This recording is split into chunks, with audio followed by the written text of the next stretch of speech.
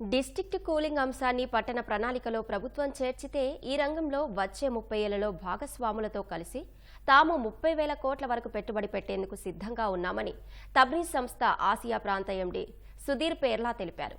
విజయవాడలోని తాజ్ వివాంతా హోటల్లో cooling India's cities అనే అంశంపై తబ్రీడ్, జిఐజెడ్ సంస్థల ఆధ్వర్యంలో ప్రాంతీయ కార్యశాల ఏర్పాటు చేశారు. అమరావతితో పాటు భోగాపురం విమానాశ్రయం, పారిశ్రామిక క్లస్టర్లు, శ్రీ సిటీ, ఆసుపత్రులు, షాపింగ్ మాల్స్ తదితర చోట్ల ఏసీ యూనిట్లను ఏర్పాటు చేస్తామన్నారు.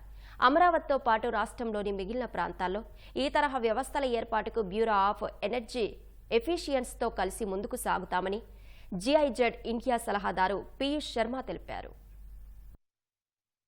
మేమే సెంట్రల్ ప్లాన్ డిజైన్ చేసి, బిల్డ్ చేసి, ఇన్వెస్ట్ చేసి, ఓన్ చేసి ప్రతి నెల మనకి కరెంట్ బిల్లు, వాటర్ బిల్ వచ్చేలాగా కూలింగ్ బిల్ వస్తుంది. అంటే వాళ్ళ కన్సంప్షన్ ప్రకారం అలా చేయడం వల్ల ఏమవుతుందంటే it basically power demand almost 50% తగ్గిపోతుంది అండ్ కూలింగ్ కాస్ట్ కూడా తగ్గిపోతుంది. ప్లస్ ఎన్వైరన్మెంటల్ ఎఫెక్ట్ కూడా కూలింగ్ వల్ల చాలా తగ్గుతుంది. 5 years బట్టి ఇండియాలో ప్రాజెక్ట్స్ గురించి చూస్తున్నాము. అండ్ ఇండియాకి వచ్చేసరికి Tabreed UAE and IFC World Bank group కలిసి ఒక జాయింట్ వెంచర్ పెట్టి through that we're looking at doing projects in India. ప్రస్తుతం వీఆర్ వెరీ ఎక్సైటెడ్ బికాస్ అంటే మళ్ళీ సిటీ ప్లాన్ డెవలప్మెంట్స్ అంతా రీస్టార్ట్ అవుతుంది కాబట్టి గవర్నమెంట్ కాంప్లెక్స్ బిల్డింగ్ కాకుండా ఎంటైర్ అమరావతి సిటీ మొత్తం అంతా అంటే ఇప్పుడే ప్లానింగ్ లోనే డిస్ట్రిక్ట్ కూలింగ్ అనే కాన్సెప్ట్ ఇంక్లూడ్ చేసేస్తే ఆ సిటీ కోసం నెక్స్ట్ 20, 30, 40 years లో కావాల్సిన పవర్ డిమాండ్ చాలా తగ్గిపోతుంది. దాని తగ్గట్టు ఇన్వెస్ట్ చేయడానికి మన ఇన్వెస్టర్స్ మేము చాలా కీన్గా ఉన్నాం.